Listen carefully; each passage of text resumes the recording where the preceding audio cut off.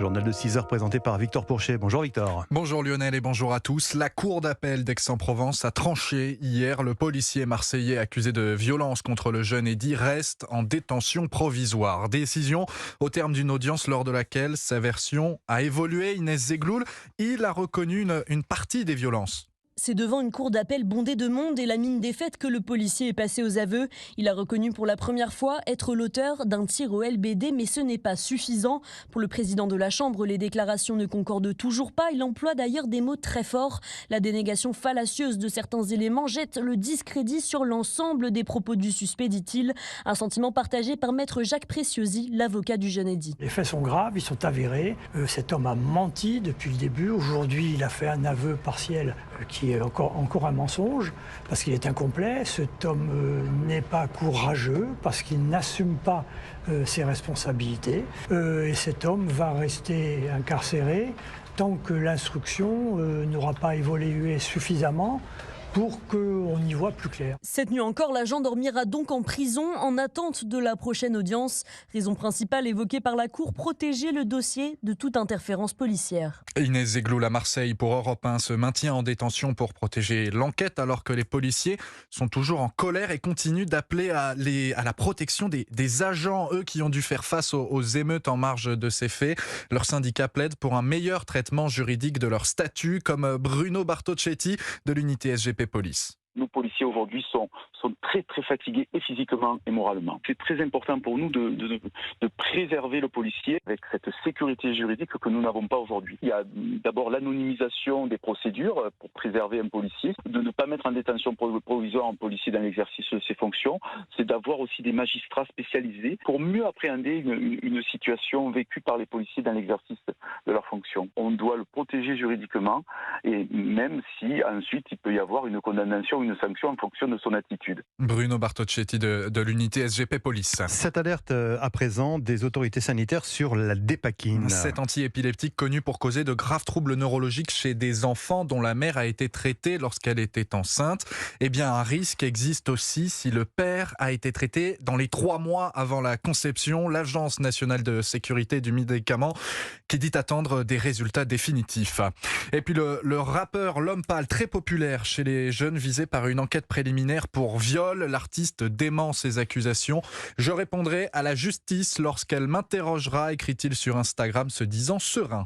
Europe 1, 6h03. Direction Washington où Donald Trump a plaidé non coupable hier. À l'audience préliminaire historique qui lui a signifié officiellement son inculpation pour complot. L'ex-président américain accusé d'avoir essayé de renverser le résultat de l'élection présidentielle de 2020. Aviva Fried, vous êtes la correspondante d'Europe 1 aux États-Unis. C'est un Donald Trump sombre qui est apparu devant la juge. Oui, Donald Trump avait le visage fermé des mauvais jours, il semblait énervé, il a eu une discussion animée avec ses avocats avant le début de l'audience. La juge a lu les 4 chefs d'inculpation et a ensuite demandé à Donald Trump comment il plaidait. Non coupable, a-t-il répondu lui-même, et non via ses avocats comme il l'avait fait en Floride. La juge a rappelé à Donald Trump qu'il n'avait pas le droit de communiquer ou d'intimider les témoins de cette affaire, sous peine d'être emprisonné. L'ancien président est ensuite reparti vers l'aéroport, et c'est sur le tarmac pluvieux, abrité sous un parapluie noir frappé de son nom, qu'il s'est enfin exprimé. C'est un triste jour pour l'Amérique. C'est la persécution d'un opposant politique. Si vous ne pouvez pas le battre, vous le persécutez ou le poursuivez en justice, on ne peut pas laisser se produire ça en Amérique. Avec cette déclaration, Donald Trump renverse les choses. Alors qu'il est accusé d'avoir essayé de se maintenir au pouvoir par tous les moyens, il se présente, lui, en victime d'un Joe Biden prêt à tout pour lui voler sa présidence. C'est le monde à l'envers, mais ça marche. Selon un récent sondage, 70% des républicains pensent que Joe Biden n'a pas gagné en 2020. Aviva Fried aux États-Unis pour Europe 1. Merci Aviva. Les tensions au Niger et les putschistes qui ont dénoncé plusieurs accords militaires conclus avec la France. Ils concernent notamment le stationnement du détachement de l'armée française dans le cadre de la lutte anti-djihadiste. Par ailleurs, la junte a mis fin aux fonctions de leur ambassadeur en France, aux États-Unis, au Nigeria et au Togo.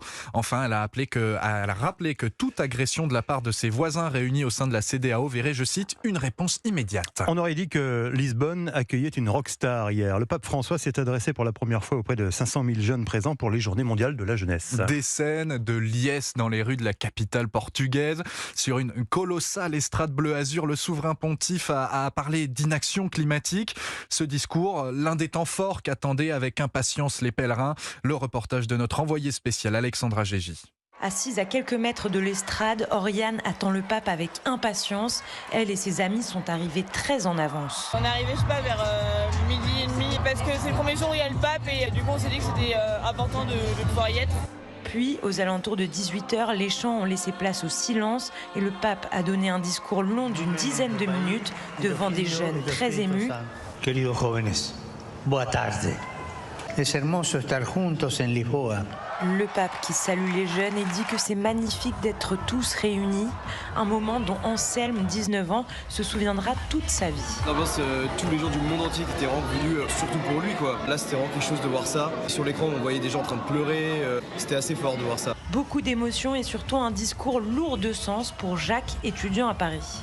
Un discours qui a été fait pour tous les chrétiens, enfin même plus pour tous les humains. Comme si le pape voulait englober tout le monde et voulait prendre tout le monde dans ses bras et dire que l'église accueillerait de toute façon tout le monde. C'était un grand message d'espoir, je pense, et de fraternité. Ce jeune, comme tous ici, attend désormais avec impatience dimanche, car ce sera la dernière messe, mais aussi la dernière intervention du pape au JMJ. Lisbonne, Alexandra Gégy, Europe 1. Alexandra Gégy, l'envoyée spéciale à Lisbonne, que l'on retrouvera en direct des JMJ dans le journal de 8h. Europe 1, 6h07, la suite de votre journal. Victor Pourchet, Lionel Gougelot.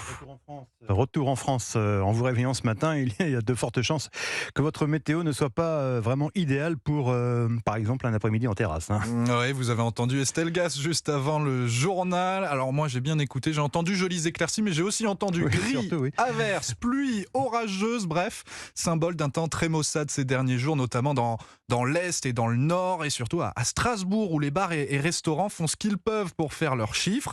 Pour eux, c'est raté, mais pas pour d'autres lieux, comme l'a constaté Tatiana Geselman pour Europe 1.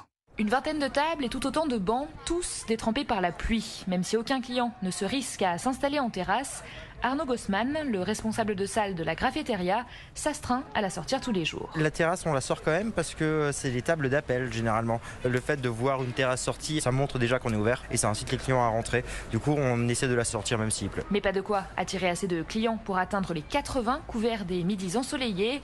Avec la pluie, le chiffre tombe plutôt à une cinquantaine. Il y a un gros impact sur le chiffre d'affaires forcément. Du coup, on se concentre plus sur le soir, là où les gens sont de façon amenés à aller en intérieur, à faire des événements, ce genre de choses pour pouvoir rattraper. Et en journée, ce sont justement sur d'autres intérieurs que les Strasbourgeois se rabattent.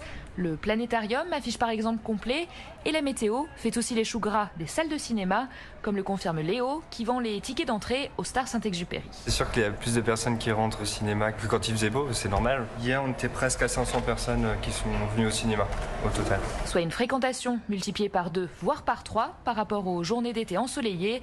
Alors, comme le résume sa collègue Pascal, vive la pluie. Strasbourg, Tatiana Geselman, Europe. Vive la pluie, il ne faut pas exagérer quand même.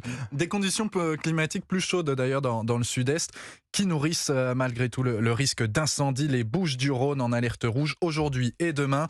Rouge aussi le trafic sur les routes dans le sens des départs aujourd'hui. Ce sera même noir demain. Selon les prévisions de Bison Futé. Week-end de grand départ donc, le plus mauvais moment pour cet incident monstre à l'aéroport d'Orly hier. Un bug informatique à l'enregistrement des bagages, système totalement hors service pendant plusieurs heures, Terminal 4 paralysé et donc de gros retards qu'ont subi des milliers de voyageurs bloqués, des vacanciers très amers qu'a suivi Antoine Bienvaux pour Europe 1.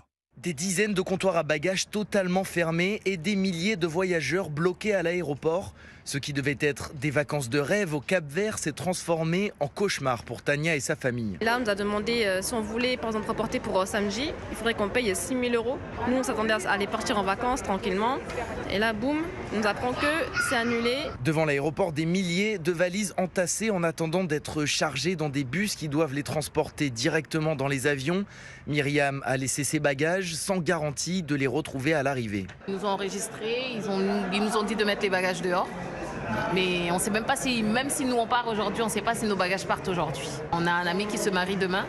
Ça commence très très mal. Et si sa famille a pu décoller de l'aéroport d'Orly malgré un retard de 3 heures, d'autres ont dû partir en urgence à Roissy, l'autre aéroport parisien, à plus d'1h30 en transport. C'est le cas de Célois qui a dû sauter dans un taxi pour attraper son vol vers le Maroc. Là, j'arrive à l'aéroport, ils m'ont dit que voilà, ça a été annulé, il faut la prendre de Charles de Gaulle. Donc voilà, je suis vraiment dégoûtée et énervée. Une situation d'une ampleur inédite, même les agents de l'aéroport avouaient avoir rarement connu un tel chaos à Orly. Et la réaction hier du ministre des Transports Clément Beaune, il évoquait une situation inacceptable, surtout à quelques semaines de la Coupe du Monde de rugby en France et puis à moins d'un an des Jeux Olympiques de Paris. On termine avec le dernier épisode de notre série de la semaine, notre tour de France des musées insolites. Alors on s'est plongé hier dans le monde des jouets et ben on va rester en enfance aujourd'hui, Victor. Et je suis sûr que vous y avez des souvenirs, Lionel, la fête foraine. Bah oui, moi j'étais le roi du pompon quand j'étais petit.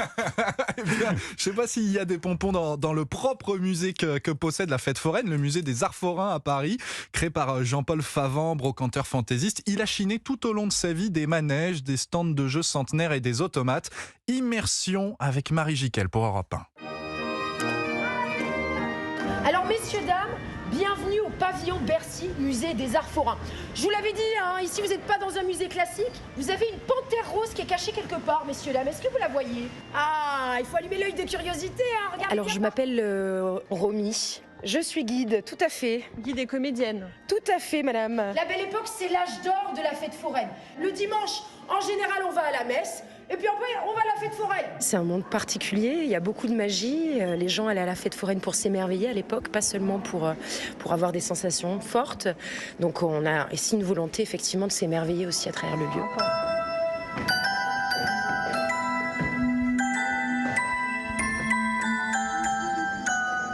Alors là, vous avez une salle qui est vraiment parée à l'image d'un riche palais vénitien du XVIIIe siècle. Vous avez à la fois des toits de manège, des toiles de Castellet, des sujets de manège qui vous immergent littéralement dans la mise en scène de Monsieur Favant. Voilà. Il y a des secrets dans ce musée, je suis sûre. On n'a jamais fait le tour. Moi, ça fait des années que je suis ici, puis il m'arrive encore de voir des choses que je n'avais pas vues. Donc c'est vrai qu'il y a un petit peu de magie. Le reportage de Marie Jiquel. Et puis pour profiter de cette magie, c'est uniquement sur réservation, via le site du musée. Alors il paraît qu'il y a polémique. On dit pas pompon. On dit pompon, pas pompon. On va essayer de trancher ça. Rémi Duprat dit que c'était la queue de Mickey, lui, quand il faisait des tours de manège quand il était petit. Bon. Ça dépend peut-être des régions, on ne sait pas. Vous pouvez envoyer des messages sur les réseaux sociaux, sur europe1.fr. On fera le tri, c'est promis.